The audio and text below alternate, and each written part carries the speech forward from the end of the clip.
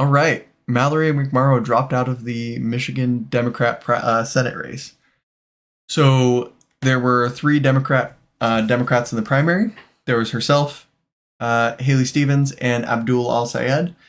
El-Sayed, you've probably seen before. He's a progressive who's been making the rounds and has worked in the healthcare industry for years. He has been to multiple war sites.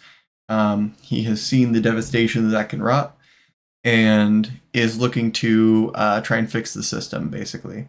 And Haley Stevens is an establishment Dem who is just looking to perpetuate the same crap you've heard from Democrats for years and years. The same thing that doesn't win these races. Whoever wins this would be going up against Mike Rogers in November. And based on the polls, it's looking like a pretty tight race, with Abdul El-Sayed pulling a slight lead over the two establishment candidates on his ability to beat Mike Rogers. So with that, I wanted to look at a couple things. We're going to look at Abdul El-Sayed doing a little interview here with Morning Joe and comment on that. And then we're going to look at Mike Rogers' positions. A wave of progressive candidates winning Democratic primaries the last 2 weeks. On Tuesday, a 29-year-old Democratic socialist defeated a longtime incumbent in Colorado, the latest in a streak of far-left victories from the Centennial State to New York and beyond. While some party leaders are pushing for moderate candidates moving forward, our next guest, Democratic candidate for U.S. Senate in Michigan, Abdul El-Sayed, is hoping the recent trend continues when voters in his state head to the polls next month. And he just secured an endorsement from prominent progressive Congresswoman Alexandria Ocasio-Cortez, who argues that he is, quote, building a winning coalition by putting forward an agenda that speaks directly to working people. And Abdul El-Sayed joins us now. So good to see you again. Let's start there with this obviously significant endorsement from AOC. Why do you think right now candidates on the left, the real progressives in the party, yourself included, seem to have so much momentum? Well, we've taken the time to listen. I myself have been to 110 different cities, 450 public events. We go everywhere. We talk to everyone. And no matter where you go, people are deeply frustrated by the fact. And something to note here is all the progressive candidates are way younger. We're talking 20, 30 years younger than their opponents. Because of that, they can get out more. They can energize their voter base. They can do more speeches. You get these 70-plus-year-old people. How many speeches can they do in a day, in a week, in a month? You saw this with Joe Biden. He wouldn't go out and campaign because he was just too old. It was too difficult for him. And so the idea that we want to keep these people who are like geriatric in office when they can barely campaign, what makes you think they're going to be able to govern if they can barely campaign? So I like the trend of having these younger and younger candidates as well. That they can't afford a dignified life. They're worried about somebody getting sick and having to hit that $6,000 deductible. They're worried about being able to pay just for the meat to be able to grill up on July 4th. They're worried about being able to afford the utilities. And we're speaking to what it looks like to take corporate hands off of our politics so that our politics can actually be about trying to make our lives more affordable, standing with unions, guaranteeing healthcare through Medicare for all. And I think that is winning up and down the ballot because for too long we've been focused on parties and where the parties are going rather than the people and what the people need. And I think this movement is about the people and what we can do to actually serve them. So yesterday you gave a television interview. You were asked about the Middle East and you expressed some frustration that you were always asked about in Israel, but never asked as to whether a Palestinian state had a right to exist. So let's do that now. Do you believe a Palestinian state has a right to exist? Should that be the will of the free Palestinian people, then yes. But here's the point. At the end of the day, we have this debate here in America about what we ought to be doing over there. But I believe in equal rights to peace, dignity, and self-determination for all people. And the decision about what happens in the future to create the ultimate peace should be between the Palestinian people and Jewish Israeli people about how they want to live moving forward. And so it's not actually our decision to make. And I'll tell you this, the question about Israel having a right to exist is separate from whether or not Israel has the right to our tax dollars. And too many politicians spending huge amounts of money. Sorry.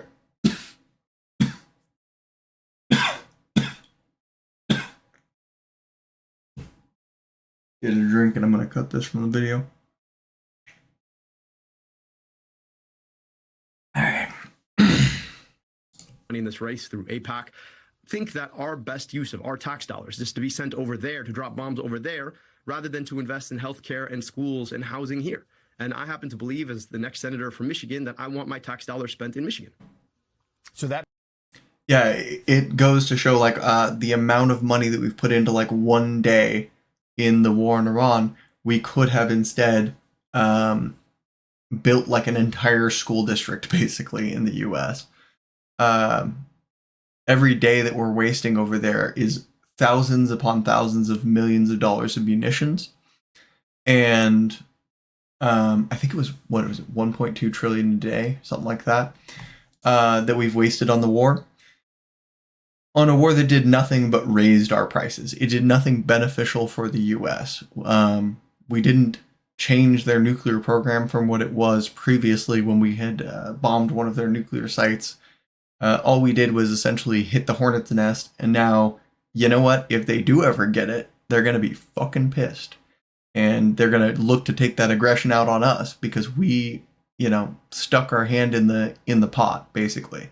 And honestly, pretty justifiable of them to be mad at us after we've, time after time, in 1954, when we overthrew their government and installed a leader that then got overthrown, or when we went and bombed them, a complete sovereign country, after we pulled out of the agreement that would have allowed us to have inspectors in to look at the place that we bombed. So instead of just bombing it, we could have continued with the JCPOA. We would have had inspectors in that facility looking at the material, making sure they weren't enriching it past the point they would need for energy. And yet instead, we choose to waste way more money than sending a couple dudes over there as inspectors and bomb the place. that message there, what you just said about the Palestinian state, but also the Israeli state, American taxpayers, do you think, certainly right now in the Democratic primary, there's some energy behind that idea, but can that win in a general election? I'll tell you what, there is no room I've been to where somebody doesn't come up to me and says, I voted for Donald Trump and I'm voting for you. Now, that might break some minds in New York or D.C., but here in Michigan, people understand that we're struggling. And they say, look, I want America first. I thought that's what that guy was going to give me. And then he went off to Venezuela and then Greenland and Iran. I think you really want to make sure I have health care here. I think you really care about the quality of my kid's school. And that's what I want too. So I'm voting for you. And so I think that can win in the general election. I think that can win nationwide. And something I'll say anecdotally about this is being mad. Yeah, good point. Something I'll say about this is that they're America last, and anecdotally looking at some of my previous videos, the people that comment the most that are really hateful, like I posted a video about the 3 people winning in New York, and most of the comments I got were from right-wingers saying they're going to fail, they're going to do a horrible job, they're going to do all this. These are 3 candidates that ran on making New York more affordable, and everyone can agree New York is too goddamn expensive. And they want to see them fail because they want to see the US fail. They would rather sit in the fucking rural parts of the US and watch the drug abuse rates skyrocket and people ODing just so that they could see a Democrat lose than they care about seeing people get affordable groceries, have a place to live, which is part of the rent freeze. Everybody thinks rent is too high. Progressives do something about the rent. And what do Republicans do? They don't say, great, I hope that worked because that'll help Americans. They say, I hope you fail because then I would love to watch you fail, right? Yeah, it's just they root for America to fail at every turn unless it's their guy that they want to see in office, basically, because they don't actually give a shit about Americans. It's Ali Vitale in Washington, D.C. You know, one of the things that I hear on Capitol Hill in the aftermath of what happened in New York primaries, in the aftermath of what happened in Colorado primaries, is just simply trying to play the game of addition. How do Democrats retake the House? How do Democrats retake the Senate? But I think implicit in that is a question of when members of the Democratic Socialist Party come in as part of the Democratic Party, where is the line? You know, where does DSA start and the Democratic Party end? And I wonder how you're thinking about that as someone who is on the more progressive side of the spectrum and is trying to embrace this very big tent for the Democratic Party. Yeah, Ali, I really appreciate the question. First, I don't identify as a socialist. I just read about capitalism. And I can tell you that capitalism, its biggest danger was never government regulation. Its biggest danger was always monopoly and oligopoly. And we've gotten to a point in our economy right now where no matter what you want to buy, what you want to pay for, there are like 2 or 3 mega conglomerates that get to decide what that price is. They use AI and algorithms to collude to raise your prices on you. I think part of the reason they get to do that is because corporations have too much of a say in who our elected officials are, so they have too much of a say in our governance.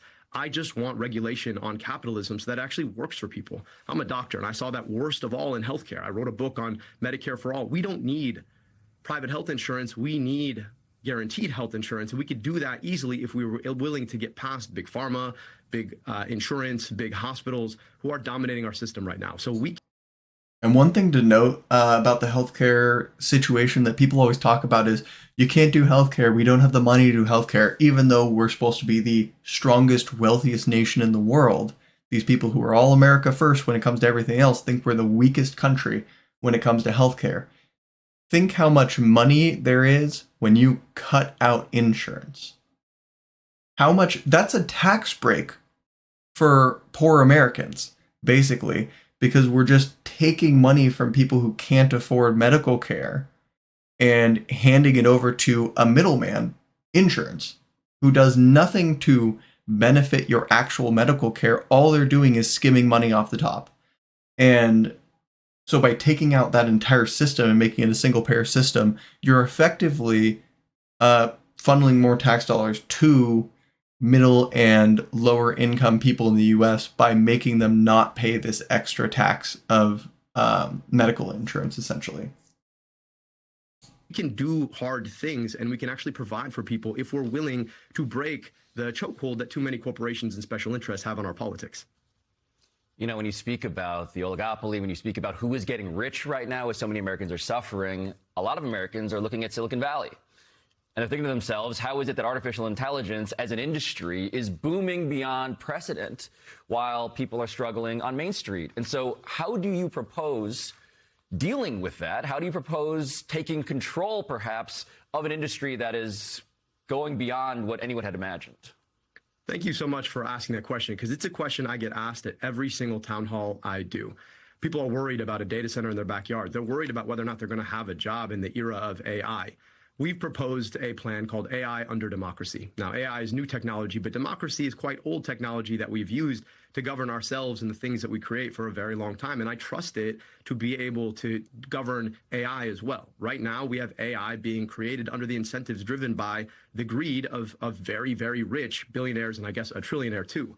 I think the best thing that we can do is break away new AI companies from old school internet companies, set them up as corporations that are focused on the public good, not just their bottom line, and make sure that we have democratically elected or appointed folks on each of their boards. If we do that, then we can make sure that the incentives that they are focused on, like curing cancer, are what they do instead of figuring out how to take half of our jobs. Democratic candidate. And something to note on this, they're just going to close up here, so I'll call it good there. Is that those same data centers are also taking water. They're running the Colorado River out of water. They're running a lot of states out of water because they have to just pump water through these data centers to keep them cooled. And what are we getting as a society? For all of these resources that we're putting, this massive chunks of land in very usually urban environments, or when they're rural environments, they absolutely destroy the infrastructure. They're taking up large percentages of states' power, large percentages of states' water supply. And for what? So that corporations can write AI ads and that every other video that you get on YouTube is the same 4 voice line BS with a crappy pre-rendered video that doesn't even relate to the thing that you're being advertised about. Like, think about the return for what we're getting for how much we have to spend. We're getting nothing. We're getting pre-written essays that sound like shit and nobody wants to read them in exchange for all of our water and power. That's insane. No society could survive this kind of delusional corporatism. The other thing I was going to look at is Mike Rogers. So he is the candidate running against Abdul El-Sayed for Senate. And one thing I thought was interesting is he had a little video on homeownership. And I think it shows an interesting capitulation to progressives here because of the affordability messaging and how effective that is. The average age of I'll turn the volume down a first-time home buyer is now 40. Home buying is just too hard and too expensive. So when I say AI videos, I mean stuff like this made by Republicans. Mike Rogers will fix that. Introducing Mike Rogers' plan to unlock home ownership. First, assisting with down payments. Expands Assisting with down payments is a generally Democratic thing. and savings plans so families can use them not just for college or vocational training. So 529 savings plans, government, they would normally call this government assistance. And yet because it's such a popular message, they're adopting this kind of thing. They are pushing it towards something that is more pro-corporate, that is invested in the market so that corporations can still dip their fingers in your money. But the fact that they would even concede this when 5-10 years ago, they would never even fathom having this as an option during their campaign, just shows the cultural weight that progressives are putting on the entire political system. But for a down payment on a home, Michiganders can start saving early and tax-free. Second, lowering interest rates. Families can build credit by paying rent on time, leading to lower interest rates and lower monthly payments. Student loans can also be deferred while saving for a home. Third, bringing down home prices. Democrats' crippling regulations have added to the cost of a new home. This plan cuts red tape. So here we get to the meat and potatoes of his actual one, which I'll just go down here. They're saying regulations, the same regulations that get you clean drinking water and a house that doesn't fall down on your head and will stay up for years, are the problem. And they're going to make tax-free zones for new construction and change zoning laws. So basically, they're giving handouts to construction corporations and massive amounts of money. As somebody who has built homes, who has made units for real estate, they're talking about cutting tens of thousands per unit. That's no small bit of change. Whatever they're giving you, they're turning around and giving the corporations 10 times that, as they take only your tax dollars. They don't tax corporations, so they're not taking corporations' tax dollars. They're taxing you, and then turning around, giving you a pittance, and handing that corporation an extra $10,000 a home or an extra $50,000 a home. But you get $50 off a month or something like that. So, they're pieces of shit. They bury their positions in populism because their positions are unpopular. So they'll put up, notice the first things he put up was the Democratic positions and the somewhat progressive positions so that you would be more inclined to agree with him. And then he put up his Republican positions, his true positions, the things that he actually cares about, because he'll drop the progressive positions as soon as he gets in office and only do these. And then he'll say, look, I followed through on my promises. But the promises he followed through on are always only the ones that pertain to corporations and giving them benefits, never the ones that pertain to helping you. Again, a huge capitulation. Republicans saying that he's not going to change the Michigan constitutional amendment making legal abortion in their state. He supports Trump's plan because they can pretend like these tariffs don't hurt Americans because they're going to rein in federal spending. One thing to note, we have lost money on the tariffs. This is an idiotic idea. If you think that Republicans know economics, That should tell you they don't. Because by tariffing everybody, we traded less goods, we brought less in taxes, and the tariffs are passed on to the American consumers and the American companies that are importing it, not the foreign entities. It's not China that's paying it. It is the companies that are importing it from China that are paying the tariffs. And not only that, the tariffs didn't make money, they lost money for the US. Anything that we would make in taxes or taxes from the tariffs would be way outweighed by the lack of trade that we did. That's why you see more farmers losing their farms in the first half of the year after Trump was elected than during all of Biden's presidency. It's ridiculous to think that they're here to help you, especially after halfway through this tariff war, when we're the number one exporter of soybeans to China and we're losing that market share to Argentina. Trump gave Argentina a $20 billion bailout. Not the farmers in the US that are losing their farms. Argentina. They're not pro-America. They're not pro-you. They hate you. And they can't wait for you to die so that 4 corporations can own the entire country. I think I'm going to leave it there for that segment, actually, and I'm probably going to cut that last part just into a smaller